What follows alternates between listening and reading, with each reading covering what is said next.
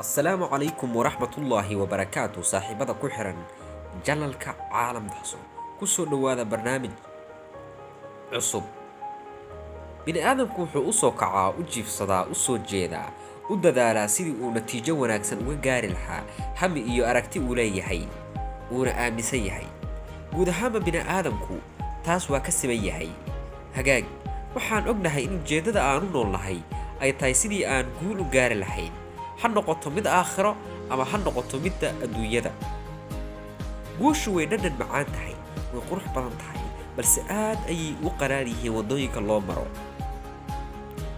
si aad guul u gaartid waa inaad huritaan samayso waxaad u baahan tahay inaad ka soo baxdo aagga raaxada comfort zone waxaad u baahan tahay inaad bilowdid waxyaabo cusub oo aadan horay u samayn jirin waa inaad bilowdid qabashada waxyaabo cusub oo joogto ah si aad u guul gaartid Jim Rohn wuxuu leeyahay guushu wax kale ma ahan balse waa discipline ama nidaam la joogteeyay oo maalin walba la sameeyo haddaba muxuu yahay discipline waxa weeye tusaale ahaan haddii aad go'aansatid inaad maalin walba wax akhridid qofka discipline kale maalin walba wax u akhrinayaa ma kala jarayo qoraalka balse qofka aan discipline ka lahayn waxaa ku adkaanaysa inuu qoraalka joogteeyo ama uu akhriska joogteeyo sidaas darteed discipline waa waxa ugu horeeya ee qeexa wadada uu qofku guusha u marayo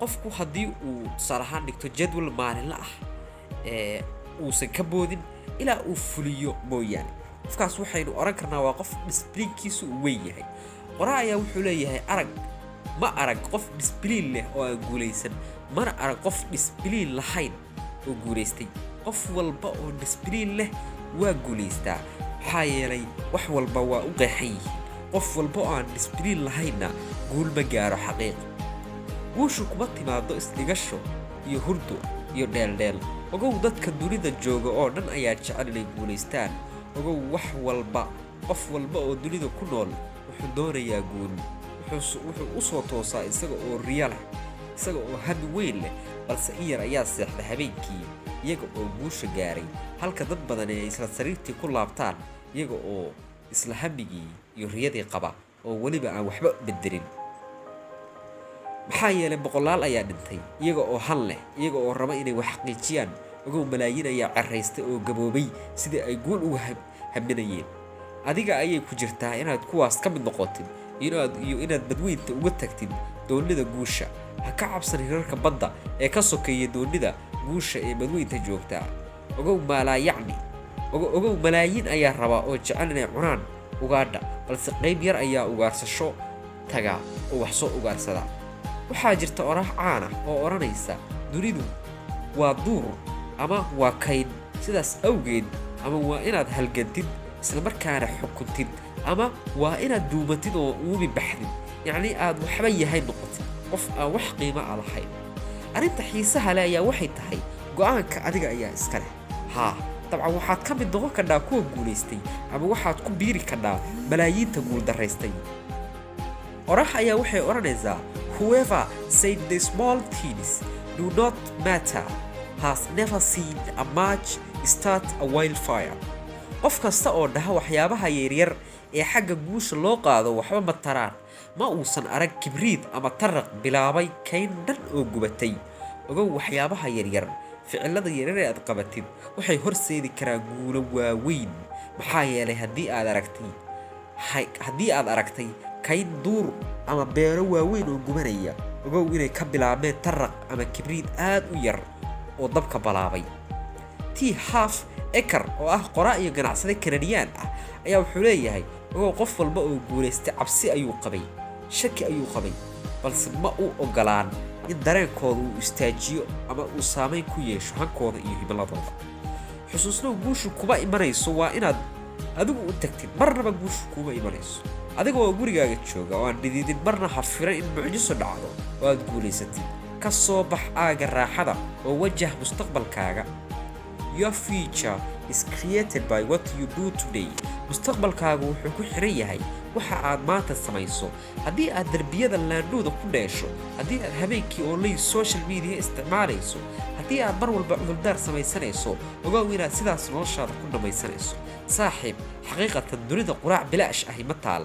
7 bilyan oo qof, 7 bilyan iyo bar qof ayaa ku nool. isdhigasho iyo raaxo guul weyn kagama heli kartid. waa xaqiiqtaasi. Bruce Lee wuxuu ahaa faylasuuf iyo jilaa isaga oo ina dhiirigelinayo. wuxuu leeyahay haddii aad waqti badan ku bixisid ka fikiridda hal wax oo weligaa ma xaqiijinaysid waxa ayaad jeceshahay soo maahan. haa, waa inaad fadhiga ka kacdid oo doonatid.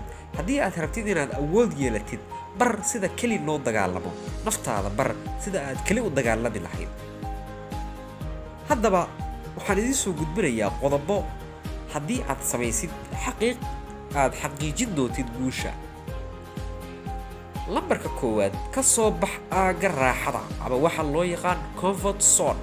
adiga oo si caadi ah u nool, adiga oo maalin kasta 8 ilaa 10 saacadood ku bixinaya social media iyo maalayacni, ma filan kartid xaqiijinta guulo waaweyn. kasoo bixidda aagga raaxadu waxay tahay waa inaad noloshaada raaxo u diidid. sidee? looma baahna inaad noqotid qof ku raaxaysta waqtiga oo dhan. dadka aagga raaxada ku jira waa kuwo soo kaca, cabba, cuna oo seexda. ma fikirayaan, ma samaynayaan wax tallaabo oo horey noloshooda u qaadaysa. dadkaasi waxay iyaga oo sidaas u nool doonayaan inay guulo waaweyn gaaraan. macquul miyaa? xaqiiq ma ahan macquul. jawaabtu waa maya. adigu ma ku jirtaa dadkaas? haddii aad qayb ka tahay dadkaas, ka soo bax aagga raaxada oo wajah xaqiiqada noloshaada. aamin, haddii lagu yiri noloshu waa fududahay, waa been laguu sheegay. noloshu keliya waxay u fududahay dadka ku jira aagga raaxada ama comfort zone-ka ee iska seexda, soo toosa, isla markaana raaxada uu isaga jira iyo dagiigsashada. balse dadka hanka iyo himilada leh aad ayay u rafaadaan si ay nolol qurux badan u xaqiijiyaan. aagga raaxada wuu qurux badan yahay, balse ma aha mid waara, halka ay guushu tahay mid qurux badan oo waarta. lambarka labaad, cudurdaar maya. waxaad seexatay habeenkii adiga oo riyoonaya, isla markaana riyooyin fara badan leh. waxaad ku bartay inaad berri subax xaqiijiso waxyaabo fara badan, balse marka aad soo kacday ayaa durba cudurdaar bilowday. waxaad bilowday inaad tiraahdid maanta iga daa, ma bilaabi karo, madaxa ayaa aad i xanuunaya. waxaad bilaabaysaa howlo aan ahayn kuwii aad doonaysay ama kuwii aad qorshaysay. haddii aad cudurdaaradaas iyo barnaamijyooyinkaas bilowdeed, ogow ma dhammaan doonaan. maalin walbana waxaad la imaan doontaa kuwo cusub. sidaas awgeed waa inaad joojisid. bilow oo maanta bilow. haa, saacadaas bilow. iska xir khadka oo bilow waxa aad ku riyoonayso. jooji cudurdaarka naftaada been ha u sheegin inaad berri bilaabayso. ee hadda bilow. waxa ugu awooda badan waa awoodda hadda, awoodda waqti xaadarka. samay wax walba oo aad doonaysid haddeer, isla saacadan samay. inta aad berri ka shallaayi lahayd, maanta tallaabada ugu horraysa qaad. ogow waxa idin dhexeeya adiga iyo guushu waa sheekooyinka raqiiska ee naftaada ugu sheekayso, kuwaas oo caqabad weyn ku ah xanaanka iyo horusocodka noloshaada. waxaad haysataa laba doorasho ama laba ikhtiyaar. midda koowaad waa inaad horumar samaysid ood hore u socotid. midda labaadna waa inaad cudurdaar samaysid. arrinta xiisaha leh ayaa waxay tahay ikhtiyaarka adiga ayaa leh. hore ayaad u socon kadhaa ama waxaad joogi kadhaa meesha aad maanta joogtid oo waxaad ku jiri kadhaa aagga raaxada. lambarka saddexaad, hankaagu ha sarreeyo. oraah ingiriisi ayaa odhanaysa think big, dream big, believe big and the result will be big. si weyn u fikir, wax weyn ku fikir, wax weyn aamin. natiijadu waxay noqon doontaa hubaal wax weyn. wax walba waxay ka bilowdaan maskaxdaada hoose, subconscious mind. haddii aad rabtid inaad wax weyn gaartid, marka hore aamin inaad guulaysan kartid ood gaari kartid. waxaa intaas ka weyn. tusaale, haddii aad rabtid inaad noqotid milyaneer, bedel fikirkaaga oo ku hami sidii aad u heli lahayd balaayin dollar. ugu yaraan aakhirka waxaad noqonaysaa milyaneer oo ah wixii aad hore u doonaysay. aamin, ma jirto wax ka hor istaagi kara haddii aad si weyn u fikirtid oo aad hankaaga sare u qaadid. waxaad durba ogaanaysaa inaad awood u leedahay xaqiijinta wax walba oo aad jeceshahay.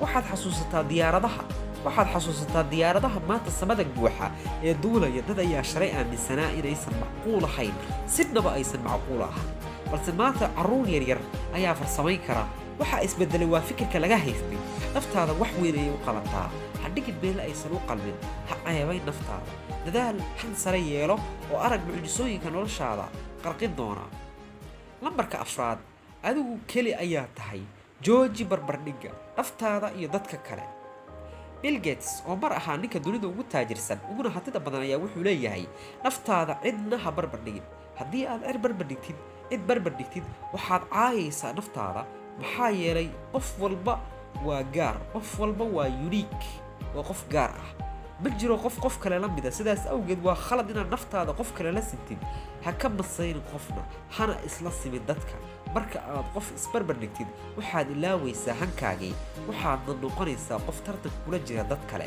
you are not in competition with anyone qofna tartan kula ma jirtin dunidan aadayay u weyn tahay waxaana jira waxyaabo fara badan oo aad ku mashquuli kartid lambarka shanaad waxbaro marka aan leeyahay waxbaro kaliya uma jeedo inaad iskuul ama jaamacad aadin iyo aamin boqolkiiba 80 bilyaneerada adduunku xitaa jaamacad ma aysan gelin jaamacaddu waa qaab ka mid ah qaababka wax loo barto noloshaada ha ku xirin jaamacadda oo kaliya haddii aad degree ama master degree haysatid ha u malay inaad aqoon-yahan tahay aqoontu maanta laguma qiimeeyo jaamacadda aad ka soo baxday iyo heerka aad ka gaartay aqoonta aqoontu maanta waxay dhacdaa ama ay tahay xalinta mushkilaadka fikirka habboon iyo weliba xisnaqdinaadka ama waxa loo yaqaan critical thinking tusaale marka aad kambani shaqo u raadsatid marka ugu horeysa ee shaqada ay shahaadadaada arkaan ma fiirinayaan heerka aad gaartay ma A baa gaartay A plus B plus C ayaad keentay ma lagu dhahay kaliya waxay fiirinayaan inaad baastay kadib meel ayay iska dhigayaan waxay kaa qaadayaan waraysi ama interview aad u dheer interviewgaas ayay ku ogaanayaan shakhsiga aad tahay iyo heerka aqoontaada iyo heerka habu-fikirkaaga iyo xisnaqdineedkaagu joogo maanta adiga oo gurigaaga jooga ayaad aqoon walba baran kartaa xitaa uma baahan inaad buug fara badan iibsatid xaqiiqatan bugaag fara badan oo bilaasha ayaa ka helaysaa guud ahaanba internetka channelkan caalam dahsoon qaybta descriptionka ayaan idiin soo dhigi doonaa linkiga website aad kala soo degi kartid malaayiin buug inta aad rabtid ee buug aad doonaysa noloshaada aad akhrisatid oo bilaash ah free dhab ahaan haddii aqoon aad doonaysid internetka ayaad ka helaysaa weliba mid ka taya fiican tan jaamacadaha sidoo kale waxaad u baahan tahay inaad akhbaaraadka dunida waxyaabaha adduunka ka dhaca ee current affairs-ka ah aad la socotid isla markaana aad akhrisatid adiga oo ka helaya ama ka daalacanaya majalladaha caalamka oo aad u fara badan oo wararka caalamka laga soo daayo sababta aan wararka u akhrisanayso ama kuu leeyahay wararka akhriso ayaa waxay tahay wararka waxay soo koobaan waxyaabo fara badan tusaale ahaan warbaahinta caalamku sida tan Soomaalida oo kale siyaasad u laguma falanqeeyo waxaa jira barnaamijyo maalinle ah oo aan siyaasi ahayn kuwaas oo aad wax fara badan ka kordhisan karto sida taariikhda dhaqaalaha waxyaabaha ku saabsan bulshada iyo weliba waxyaabo fara badan oo aad ka bogagi doontid isla markaana kabi doona aqoontaada habeen wanaagsan maalin wanaagsan xilli ay idin tahayba nabadgelyo ha ilaawin inaad qayb ka noqotid caalam dahsoon subscribe saar saaxiibadana la wadaag mahadsanid